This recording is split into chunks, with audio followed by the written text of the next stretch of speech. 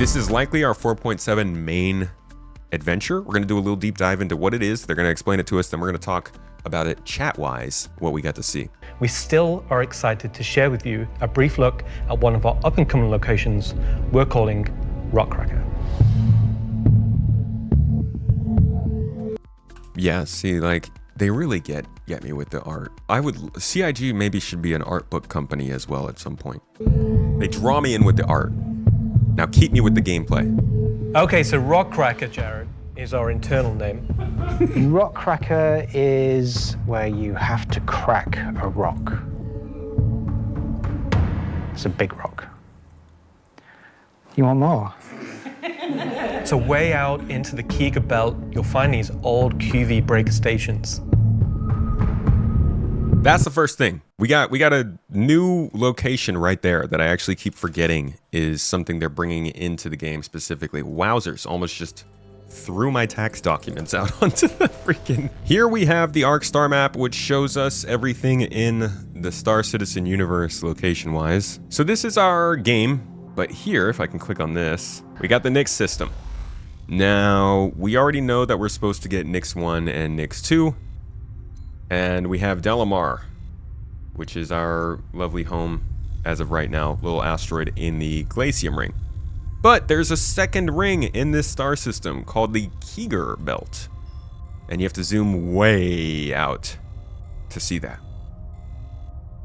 Way out here. Out near Nix 3, this belt is the far distance. This map doesn't necessarily represent the game one-to-one. They change the size of these systems as they come in the game because people would hate their quantum travel distances.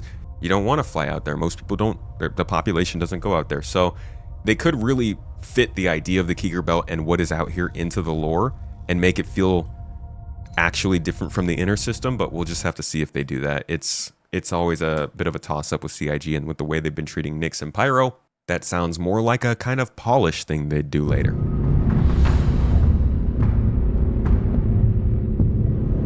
These were originally industrial facilities breaking apart large asteroids and mining them down. But since they've been mothballed and been left abandoned. So you're going to have to find your way inside and thinking about how do we bring this facility back to life. It's not just about flipping a switch.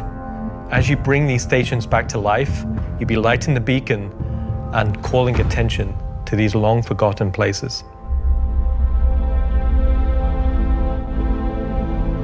One of the main features is the laser head, which will require certain things to get working. It's up to you and your friends to find how to get in. There'll be a variety of options. Whether you're discovering the bowels of the station and mining your way through long forgotten tunnels, or you're going through the main laser entrance. Now, as you're traversing through the facility, you'll find the old engine room. Now, there may be ways to bring the facility back to life, kickstart the engines, and bring power to different parts of the facility. Maybe eventually bringing the laser back online and cracking some rocks. Okay, this is a sneak peek from Star Citizen a couple months ago. And it was been pretty much decided, I think, by everybody that these are Rockcracker parts. Mostly it is believed that these are the lenses that come in the laser firing mechanism.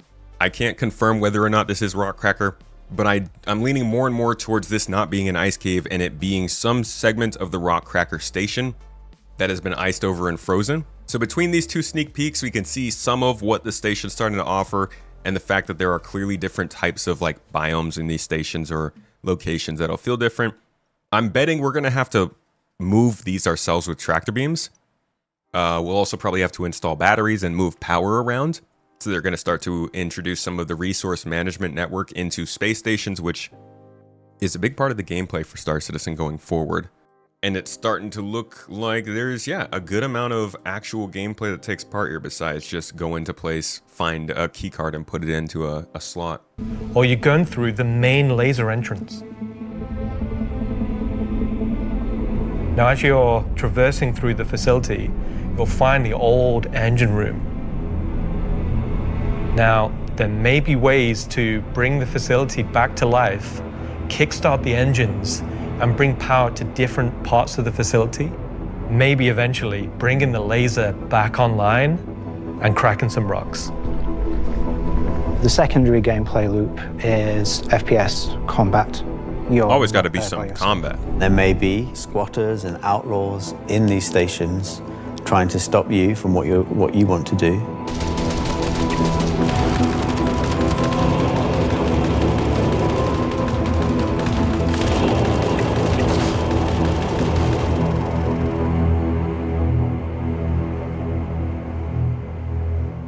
Gotta include that combat though.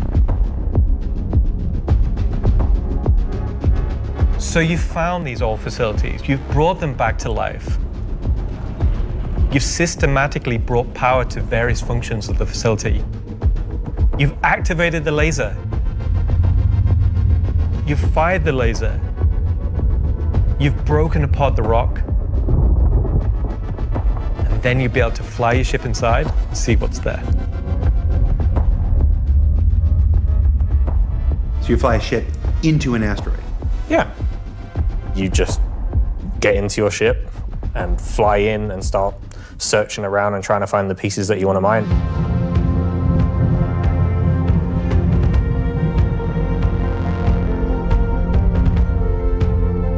I'm really excited about Rockcracker because it's a sandbox activity.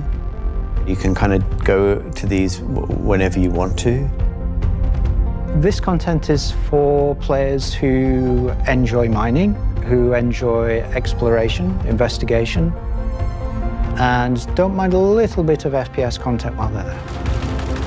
I think they need to stick to that, dude. This really should be the kind of thing where you go in here to do this, and if you got like one person in your group who likes FPS, they can handle these things. The FPS should absolutely be an afterthought in this. This is a really good opportunity for them to give us some sandbox activity with some exploration, with some power management, with some mining, with like the incentive to work together with people. And don't mind a little bit of FPS content while they're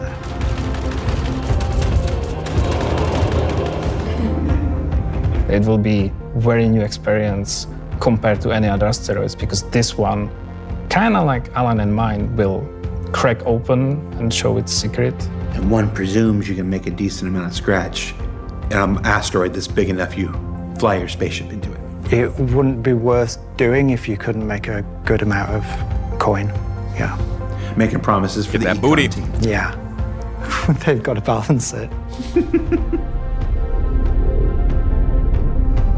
Yeah, he said it's like a line of mine. It's pretty much, this is Hathor, right? You come to an abandoned facility, just like with Hathor.